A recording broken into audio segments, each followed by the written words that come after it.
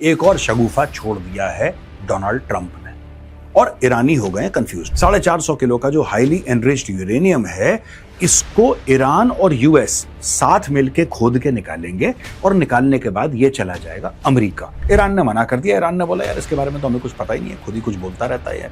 बहुत बोलता है डोनाल्ड ट्रंप, इतना नहीं बोलना चाहिए। हर चीज में बार बार, रोज दिन में 10 बार कॉन्ट्राडिक्टरी स्टेटमेंट्स। ईरान फिर से फोन करेगा, हिजबुल्लाह दोबारा रॉकेट मारेगा, फिर से इजराइल घुस जाएगा अंदर। ये होने वाला है, ये होने वाला है, ये होगा। ये ना रुकने वाली लड़ाई है। जिस पाकिस्तानी को गलतफहमी है कि कुछ करवा लेगा पाकिस्तान, यही गलतफहमी पाकिस्तानियों को बांग्लादेश को भी लेकर थी। एक फोटोग्राफ ट्वीट करनी है, डोनाल्ड ट्रंप एक तरफ, ठीक है ना, and the Iranian president Masoud Pezeshkian एक तरफ, दोनों हाथ मिला रहे हैं। Deal finalised, peace will prevail, कहानी खत्म। तेल के दाम 24 घंटे में बैक टू नॉर्मल।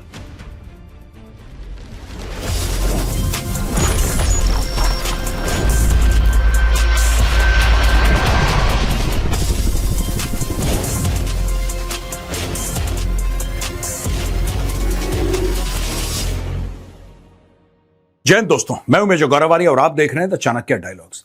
अच्छा, अभी तक ये बात हो रही थी कि स्ट्रेट ऑफ हॉर्मुज कौन खोलेगा, कौन बंद करेगा। नहीं साहब, ब्लॉकेड लगेगा, ईरान खोलेगा। आईआरजीसी ने कुछ बोला है, अरेक्ची कुछ बोल रहा है, गालिबाफ कुछ बोल रहा है। अलग अलग व्यूज ईरान के अंदर से भी आ रहे थे और अमेरिका तो खैर कह ही रहा था कि भाई तुमने खोलना है, नहीं खोलना है, लेकिन हमारा ब्लॉकेड लगा रहेगा।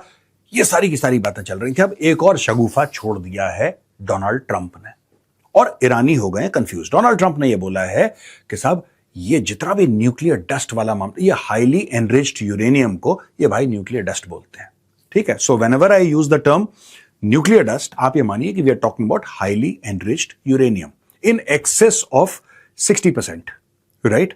अब इसको 90+% ले जाना है वेपन बनाने के लिए, तो ये उस स्टेज में है जहां पे कि ये लोग कर सकते हैं। ईरानियों के पास टेक्नोलॉजी है, समय की कमी है, लेकिन बीच में डोनाल्ड ट्रंप एक बयान दाग देता है।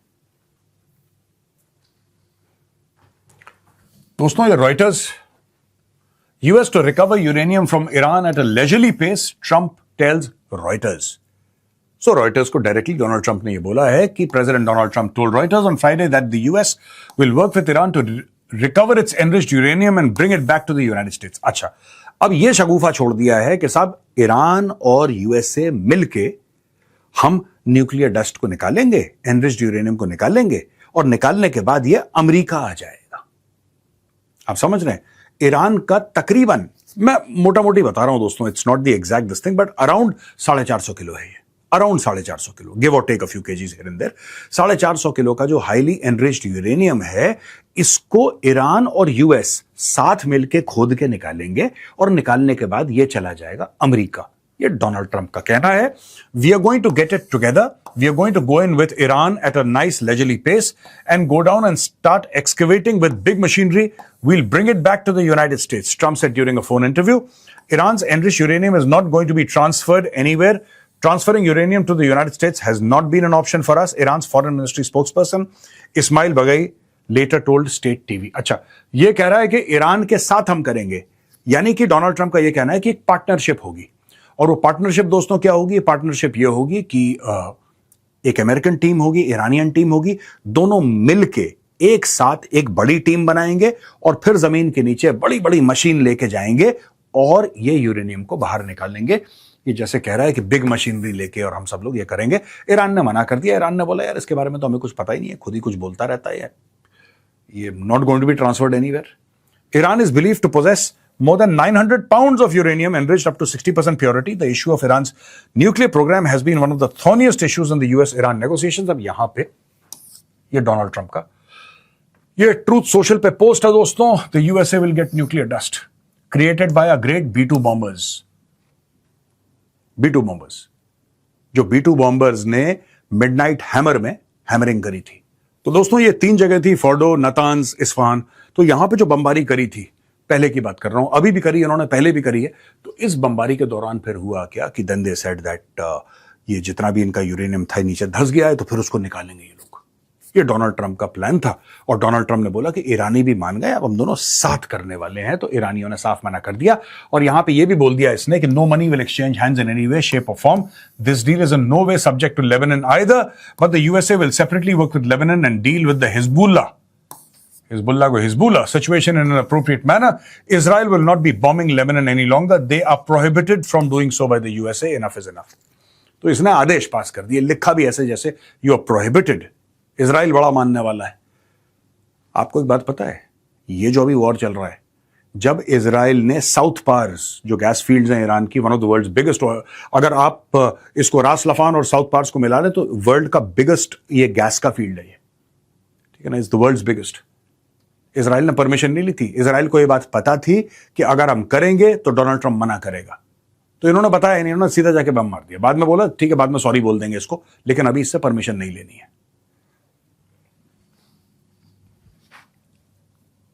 ये दोस्तों वॉशिंगटन पोस्ट एक खबर बता रहा है कि Iran disputes claims of new agreements with Trump. Iran dismissed Trump's assertions the president of the United states made 7 claims in 1 hour, all 7 of which were false. Or they did not win the war with these lies and they will certainly not get anywhere in negotiations either. The Americans talk excessively. यही तो मैं कह रहा हूं, यही मैं बात बताने की कितनी बार कोशिश करता हूं कि the Iranians, at least on the face of it, अंदर कितनी चोट लगी ये तो जब टेलीविजन कैमरा जाएंगे तब पता लगेगा कि ईरान कितना जख्मी है. अभी तक ईरान ने बताया नहीं है, लेकिन the Americans talk excessively. मैं इससे अग्री करता हूं. बहुत बोलता है डोनाल्ड ट्रंप, इतना नहीं बोलना चाहिए. हर चीज में बार बार, रोज दिन में 10 बार कॉन्ट्रडिक्टरी स्टेटमेंट्स, ठीक है ना. The Americans talk excessively and create noise around the situation. Do not be misled. There is no new agreement.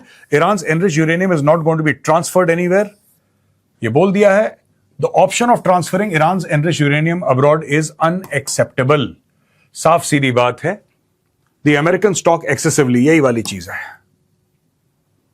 बोला कि ऐसा होगा नहीं. The reason for the limited reopening of the Strait of Hormuz is the implementation of the ceasefire in Lebanon. अब बात यह है ना कि ceasefire in Lebanon की ये लोग बात कर रहे हैं. ceasefire in Lebanon ज्यादा चलेगा नहीं, मैं आपको बता रहा हूं. ईरान फिर से फोन करेगा, हिजबुल्लाह दोबारा रॉकेट मारेगा, फिर से इजराइल घुस जाएगा अंदर. ये होने वाला है, ये होने वाला है, ये होगा. ये ना रुकने वाली लड़ाई है. जिस पाकिस्तानी को गलतफहमी है कि कुछ करवा लेगा पाकिस्तान, यही गलतफहमी पाकिस्तानियों को बांग्लादेश को भी लेकर थी. आज से 6-8 महीने पहले सारे पाकिस्तानी भंगड़े डाल रहे थे कि देखो अब तो बांग्लादेश को हमने पकड़ लिया, अब एक तरफ से बांग्लादेश भारत को नुकसान पहुंचाएगा, एक तरफ से हम. क्या हुआ उसका? ये ऐसे ही है दोस्तों, इनकी अलफ लैला की कहानियां हैं कि ये हो जाएगा. कुछ नहीं होने वाला. आज मेरा वीडियो सेव कर लेना, आगे देख लेना, कुछ नहीं होने वाला है. ये ऐसे ही झगड़े चलते रहेंगे. Trump says US will secure Iran's nuclear dust in a much more unfriendly way if deal not reached. और यहां पे फिर इन्होंने धमकी दे दी है और बोला है कि साहब ऐसा है कि will act more aggressively to secure Iran's nuclear materials if an agreement aimed at achieving a complete halt to the hostilities in the West Asia is not reached, reiterating that the US would secure nuclear materials of the Islamic Republic in a much more unfriendly way. Speaking to reporters aboard Air Force One during a press gaggle, Trump said the US expects cooperation from Tehran on securing nuclear-related materials and reiterated that Washington prefers a negotiated settlement but is prepared for an alternative measure if necessary. Iran's foreign ministry spokesperson Ismail Baghai said Tehran would not allow such a move under any circumstances. तो ये दोनों लोगों ने बहुत एक strict line ले ली है. America कह रहा है हम लेंगे, ईरान ने बोला तुम लेके दिखाओ. अब इस पे बात आ चुकी है. और ऊपर से ईरान ने यह भी बोल दिया कि यार ये आदमी झूठ बोलता है, इसने 7 बार झूठ बोला 1 घंटे में और हम एक्सपोज करते हैं उसको झूठ बोलता है. और दूसरी चीज ये भी बोलता बहुत है. झूठ बोलता वाला चीज है. Americans talk too much, they talk too much.